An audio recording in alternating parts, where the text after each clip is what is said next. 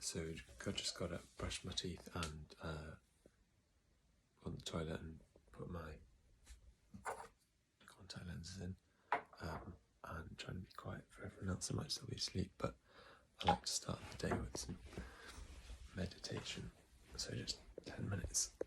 I don't always do it, but we'll do it for the vlog. So get into the lotus.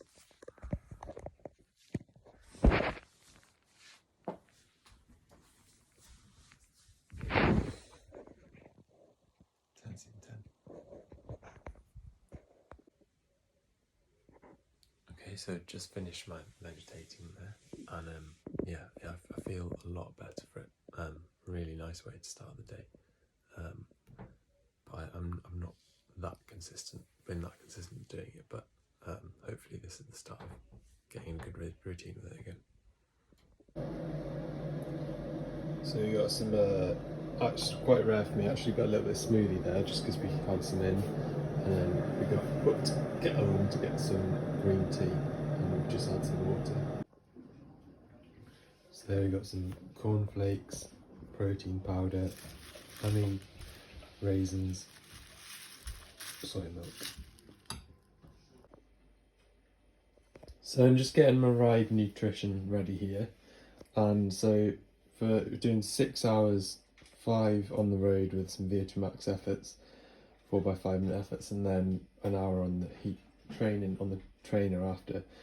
So we got in the 2 bottles here, we're going, that'll be about, with these little things as well, they're like 25 carbs each and 50 ml caffeine. That'll be 300 grams carbs for the first 4 hours, mixture of maltodextrin and fructose, slightly more glucose, based from the maltodextrin. Then for the last 2 hours, so I fill up this bag and then go to a tap, empty that into the bottles, and then use this for the last few hours. And so the thinking here is going with 100% fructose powder. And so when you're trying to go higher carb, more like 120 an hour, the limiter is more your ability to tolerate the fructose at such a higher rate to go 120. But not often are you doing a ride that kind of necessitates 120 grams of carbs an hour without really sort of overfueling. So I thought a way of like training those fructose things, GLUT5 transporter in your gut, is to just use 16 hour of fructose only. So I've not actually done that before, but it's quite tasty. It sort of tastes like extra strong honey, so see how that goes.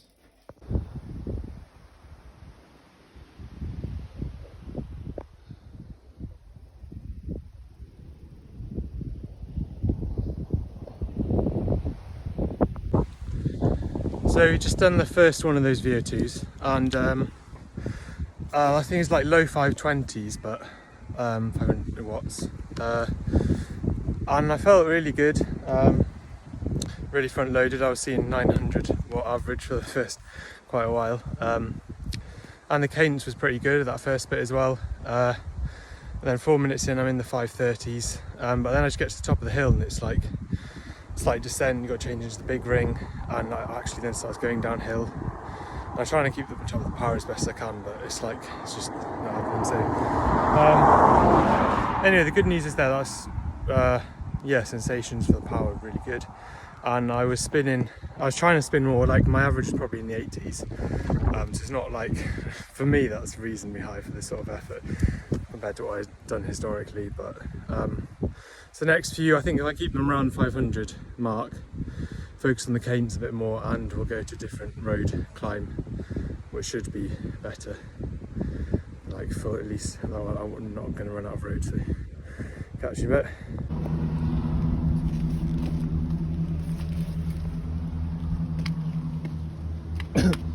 So now, just because we're near the place where I get my bottles, we're gonna get the magic stuff out of the salad bag and put it into the bottles, fill it up with that tap, and then get going the rest of the way. Here we go, there's the magic juice. I forgot to say as well, we've got one small bag here of some whey protein, so reduce the extent of muscle breakdown on this ride by oxidizing that whey protein instead of my skeletal muscle, and small but non-negligible gain when you're doing 6+ hours of most days. So that was 5 hours done on the road with the efforts. More on those later, but now we're on to the turbo for some heat training. Just an hour of easy riding, but wearing a full winter kit, thermals on here, your gloves. This jumper is just handy, so yeah, I get quite sweaty, so I won't be able to use my phone in a minute. So yeah, actually a bit. So I just finished the heat training and I've taken most of my clothes off now. Well, it's just the jumper and stuff, but it's just awful. Like, it's just the time drag's really bad.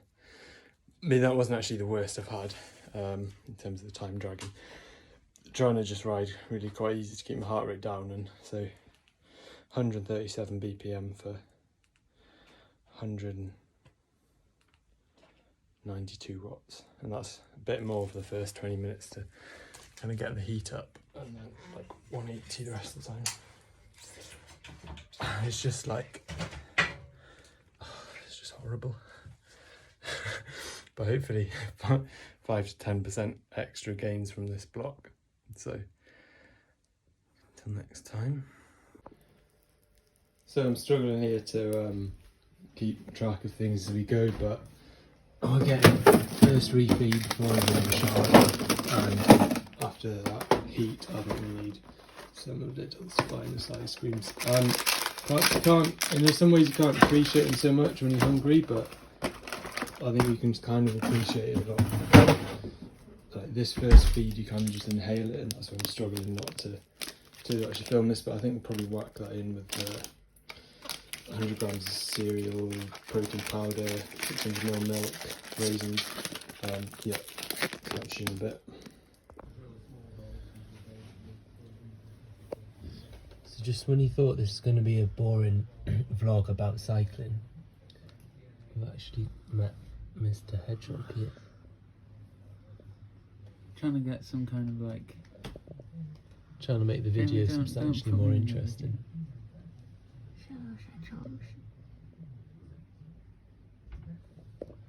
He's nice. So he's a proper baby, you think? Why?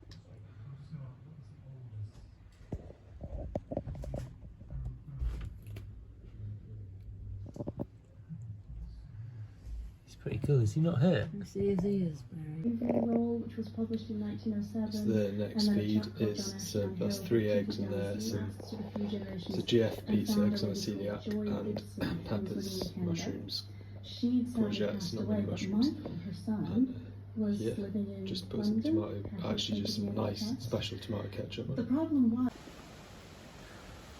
So this is our next feed, some porridge with chia seeds and tahini, banana, raisins, soy milk. Yeah, very nice. Yeah, so that's mostly oats, and I've also got a little bit of millet flour. So yeah, and then sort of some Rice Krispies, you can see, just for texture, because I was over ambitious with the water content, so it's a bit watery. Yeah, so now I'm just starting like try and wind down, doing some stretching. It's a nice kneel and stretch, this one, then do a bit of pigeon, forward bend, have some sleepy tea, and then go to bed. So I didn't manage to do a sort of summary video on the day, so I'm just wrapping up now, kind of that training day in the life. So yeah, total just over 6 hours of riding and 4,300 kilojoules, so it's mostly very easy riding other than the VO2 efforts with the heat training, very low power and very low power in the recoveries for the endurance riding. So but it will be or at least the plan was that, you know, within a 33-hour week, so, you know, longer and slower is generally the way when you've got time to maximise the adaptation. So yeah, about 4,300 kilojoules, 600 hours. Total energy intake was 6,300 roughly by my rough calculations, and and then the 4 VO2 efforts. The first one was at 520 watts, which technically is an equal 5-minute PB for me, but I've not done like a proper test. That's just like the most I've done in, you know, training. And then the second effort, so I was trying to stay like properly in the seat and spinning like a good 10, I guess it is only 10 RPM faster, but the power was a lot lower, like 477, and then the rest are in like 460s, and the heart rate is a lot lower as well. And my heart rate was quite a lot lower, so I just don't feel like I'm able to push myself as hard with the seated efforts. Like I couldn't, that after that first one, and when I've done, you know, sessions in the past, like natural cadence out the seat, like 4x5 at 500, and I really feel that like deep burn in the lungs, which I didn't feel after those.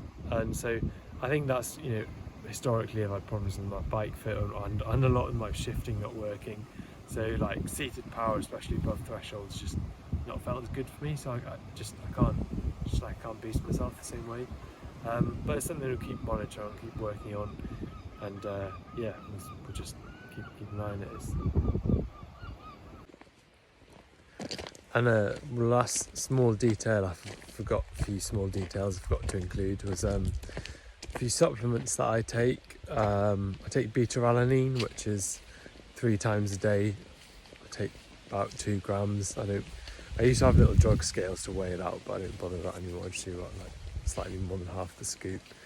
And more recently I started taking magnesium. I can go into that if someone wants to ask me why, but sounds like it can't do any harm. Intermittently I take iron, so I don't take it every day. Like, it's quite a high strength one, but I know that if I don't take iron when I'm training hard, I get very low. And I take a probiotic to try and help my immunity. And yeah, a few other bits of food that wasn't on the vlog. Some salad, like an apple, like some fruit snacks here and there, and dark chocolate. I had a few snacks of that in the morning, a few squares of that in the morning, and big 2 like decent coffees before to get hyped up for it. But other than that, yeah, just a few small extras.